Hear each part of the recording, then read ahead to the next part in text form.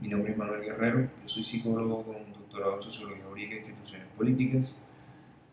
Se me ha hecho una solicitud de una opinión acerca de cuál ha sido el impacto de la Ley 1090 en el desarrollo de la psicología en los últimos 10 años en Colombia. Al respecto me gustaría señalar como primera medida que hay que, hay que tener en cuenta que el impacto de las leyes en las sociedades depende de muchos factores. En primera instancia, una ley ayuda al desarrollo de las regulaciones en la sociedad y específicamente en nuestras sociedades actuales en las cuales es más necesaria la especialización, hay una mayor exigencia por parte de las condiciones estatales y de la sociedad para el desarrollo de cualquier tipo de actividad. La aparición de una ley de este estilo es siempre bienvenida y bien utilizada debería ser una forma de impulso a la actividad productiva, en particular la psicología que se está llevando a cabo en este momento. Ahora, hay que tener en cuenta que hay un factor muy importante de la promulgación de una ley que tiene que ver con la asimilación de la ley por parte de la sociedad. Es decir, no es tanto la ley y lo específica que sea, sino que tanto demora la sociedad en volver la parte de su sentido común, y eso es lo que quizás ha sido un poquito lento, debido en gran medida a que la ley en muchos de sus parágrafos, muchos de sus artículos habla acerca de la psicología clínica y no de otros tipos de psicología. Mm, lo cual por una parte es bueno y por otra parte es malo. Por una parte es bueno porque la psicología clínica me parece a mí que es la primera que habría que regular. En otros países, por ejemplo, no se puede hacer psicología clínica si no se tiene un doctorado o si no se tiene una certificación de que se puede llevar a cabo esta actividad. Aquí en Colombia es necesario tener una tarjeta profesional efectivamente gracias a esta ley, aunque anteriormente había otro mecanismo, pero de todas maneras eso no forma parte del sentido común de la sociedad. Es decir, la mayor parte de las personas que reciben atención psicológica no van y piden como primera instancia la tarjeta profesional del psicólogo como si lo hacen con la tarjeta profesional del abogado, por ejemplo. Es decir, hay muchos psicólogos que ejercen sin necesidad de tener la tarjeta, no porque no sea un requisito, sino porque no lo exigen sus pacientes en muchas ocasiones. Ahora, por otro lado, también es muy importante tener en cuenta que anterior a esta ley había muchos tipos de eh, intervenciones y asesorías que eran llamadas como eh, eh, unas formas de intervención psicológica, como cursos, por ejemplo, de desarrollo personal, pero eran cursos que rayaban más que todo en la metafísica o en cursos para el desarrollo espiritual, cosa que no tiene nada que ver con la psicología. Es decir, la psicología es una ciencia que no debería estar inmiscuida con otro tipo de ciencia. De hecho, es una ciencia que, especialmente en la rama, en el enfoque específico de la psicología transpersonal, raya tiene un límite en algo es muy ambiguo con ciertas tendencias o ciertas enfoques nueva era en los cuales lo que se hace es tratar de impulsar el desarrollo de, de la espiritualidad y del conocimiento acerca de sí mismo profundo y de otro tipo de, digamos, de conceptos y de fenómenos que realmente no forman parte de la psicología porque forman parte más bien de las tradiciones religiosas del mundo. Mm, la ley en gran medida ha servido porque ha ayudado a clarificar que efectivamente todo ese montón de intervenciones que aparecían antes en los periódicos y que muchas personas las tomaban como si fueran una forma de tratamiento psicológico, no se lleven a cabo ya. Es decir, que haya una exactitud mínima acerca de cuáles son las funciones del psicólogo, qué es lo que hace un psicólogo, y cuáles son los campos de actuación y las regulaciones dentro de esos campos de actuación. Mm, Ahora, me parece también muy importante que haya quedado una, una entidad a cargo de esta regulación. Más sin embargo, es necesario que esta entidad, en este caso el Colegio Colombiano de Psicólogos, también se vea regulada por otras entidades, o que existan otras entidades aparte de él que sean los que se encargan de regular la actividad del psicólogo, porque en alguna forma está demasiado centralizada. Es decir, dentro de la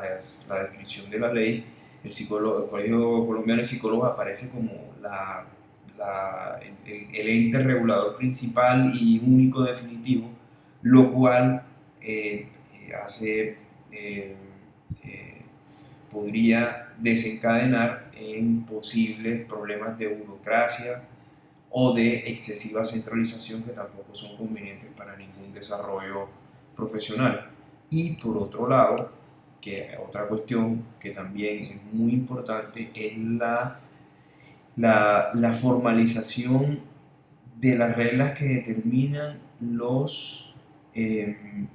los tribunales éticos y deontológicos de la disciplina. Es decir, claramente debe haber un tribunal, pero no queda claro cómo es la formación de ese tribunal, cuál es la mínima formación o capacitación que deben tener los que los constituyen, eh, cuáles son los alcances legales que tienen los señalamientos que se hagan en esos tribunales, sin para casos muy específicos. Eh, y esto me parece que es algo que debe tenerse en cuenta para las futuras ampliaciones o complementos de la ley que son estrictamente necesarios. Respecto al uso del material psicotécnico, me parece que ya era necesario que hubiera una ley que especificara eso, el uso de estos materiales por parte de los psicólogos, porque tanto para la sociedad en general como para los psicólogos va a quedar más claro cuáles van a ser sus funciones, y tanto el psicólogo con sus deberes y sus derechos respecto al uso de estas pruebas, como los usuarios de estas mismas pruebas también van a tener muchísima más transparencia y tranquilidad cuando se haga el uso de pruebas psicotécnicas. Sí, me parece que esas pruebas deberían quedar en manos de una disciplina específica, en este caso los psicólogos, y que debería haber una serie de protocolos que determinen cómo los psicólogos deben usar esas pruebas, eh, cuándo deben usarlas, dónde debe quedar el registro de eso, para que tanto psicólogos como usuarios de la sociedad en general queden más tranquilos respecto al uso de estas pruebas. Mm,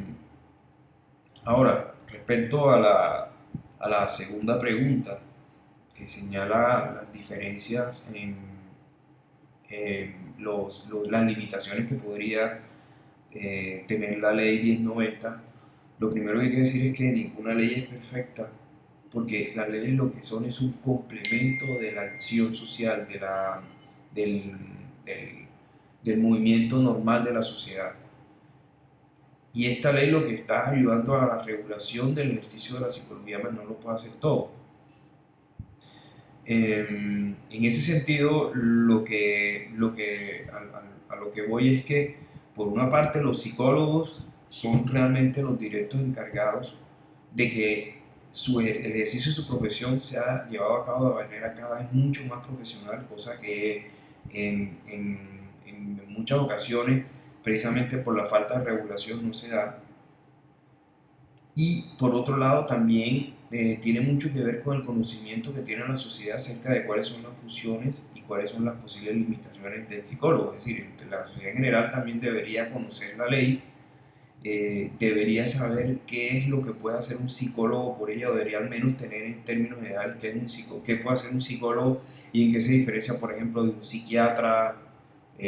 o de otro tipo de profesionales que ya trabajan en ramas muy distintas, como trabajadores sociales o sociólogos,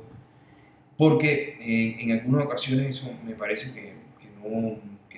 queda claro, y por eso se dan tantos errores en el uso de la psicología, de las técnicas de la psicología. En otros países como mencioné anteriormente, esto está bastante regulado y hay unos protocolos muy específicos en todo el accionar de la psicología y en los alcances. La gente sabe más o menos cuáles son los alcances que tiene un psicólogo y cuáles son sus limitaciones. Entonces es una cuestión realmente de asimilación por parte de la sociedad. Y cuando digo la sociedad no me refiero solo a los psicólogos, sino a toda la sociedad. Ahora, hay una cuestión muy básica que se ha mencionado anteriormente en otras entrevistas, que es el hecho de que se ha enfocado demasiado en la psicología clínica. Y me parece que este es un punto fundamental, hay que colocar las otras, especialmente la organizacional, pero en particular hay dos disciplinas que van a necesitar una regulación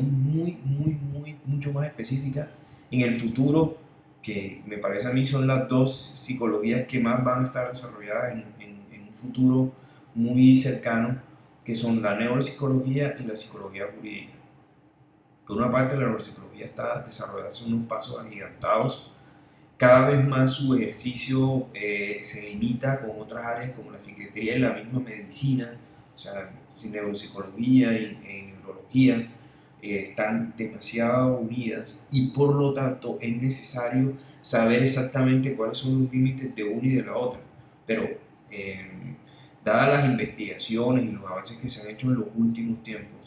es cada vez más complicado y va siendo cada vez más necesario que se haya un órgano encargado de sentarse a pensar cuáles son los alcances y limitaciones del psiconeurólogo por una parte y de otras ramas como la neurología, y la que puede hacer esta precisión específica en este caso puede ser unas aclaraciones o unas profundizaciones de la ley 1090. La otra que necesita urgente digamos, eh, una clarificación, una profundización de la ley 1090 es la psicología jurídica, sobre todo en lo relacionado con quiénes pueden ejercer la psicología jurídica y cuáles son esos protocolos mediante los cuales se lleva a cabo la psicología jurídica.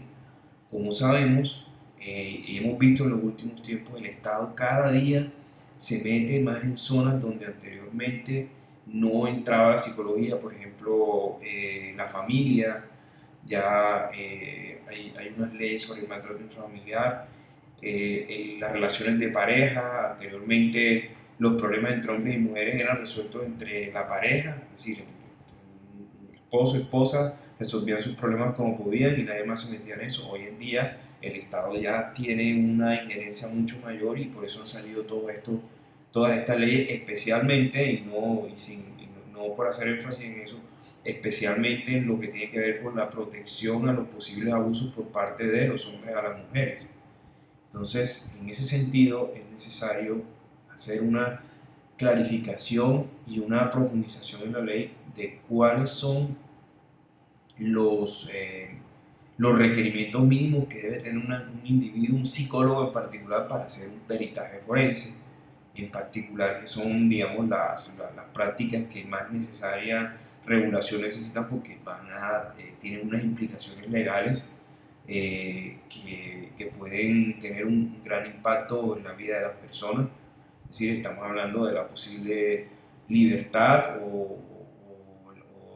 la posible condenación de una persona ante el rompimiento de la ley con algún tipo de delito que podría estar en manos de un psicólogo jurídico y en particular de un perito forense, un psicólogo perito forense, y por lo tanto es estrictamente necesario regular quiénes son los que pueden hacer estos peritajes forenses, si es necesario que cada psicólogo se dedique a hacer un tipo específico de peritaje forense y no que sean, digamos, de forma global como hasta ahora se ha manejado en muchas ocasiones. Es decir, el psicólogo hace un peritaje un día de maltrato intrafamiliar, otro día hace un peritaje de un, de un acto, de un homicidio, y pues son peritajes cada uno con sus especificidades que necesita necesitan de una regulación. Entonces me parece que es fundamental que la ley se complemente y se profundice especialmente en estas dos ramas que son cada día más, más necesarias para el desarrollo de la sociedad, que cada día juegan un papel más fundamental en la sociedad, porque todas estas, tanto la una como la otra, tienen cada día más protagonismo y se están desarrollando a pasos agigantados. Finalmente, me parece que la ley, respecto a la tercera pregunta, para nada en lo más mínimo habría que derogarla. Me parece que ha sido una ley bastante útil, que ha sido el inicio y que será la base de un desarrollo aún más profesional, más, más específico y más fuerte en todos los niveles de la psicología. Lo que sí me parece que hay que hacer es que hay que complementarla y crearle especificidad, es decir, en ningún momento derogarla, sino a todos los incisos que hay, revisarlos y hacer unas correspondientes eh, aclaraciones en torno a puntos específicos como los que acabo de mencionar en respecto a la psiconeurología, a la, a la, eh, a la psicología jurídica y en términos generales al resto de ramas de la psicología. Y lo otro muy fundamental son los tribunales de ética, es decir, cómo se va a definir quiénes son los que van a juzgar los casos en los que haya posibles fallas o violaciones en torno al ejercicio de la psicología de acuerdo estrictamente a la ley 1090. Es decir, me parece que la ley es demasiado general en este momento respecto a ese tema y es un tema fundamental porque si son los psicólogos los que se van a encargar de hacer los tribunales, se corre el riesgo de la tendencia a la endogamia, eh, una endogamia, pues, digámoslo así, profesional, que es la que ocurre, por ejemplo, cuando se ponen militares, se crea un grupo, un tribunal militar donde están las mismas personas que están trabajando con militares para que juzguen las posibles acciones de otros militares o la policía y se utiliza también las mismas personas que trabajan con la policía o que son policías a que juzguen también policías y es posible que se lleven a cabo ahí eh, malformaciones o malas interpretaciones debido precisamente a la cercanía que tienen los unos con los otros que conlleva a un posible sesgo subjetivo en la correcta valoración de las posibles faltas que hayan cometido los psicólogos en este caso. Eso es todo por hoy. Les agradezco mucho su interés y les deseo a todos un feliz día.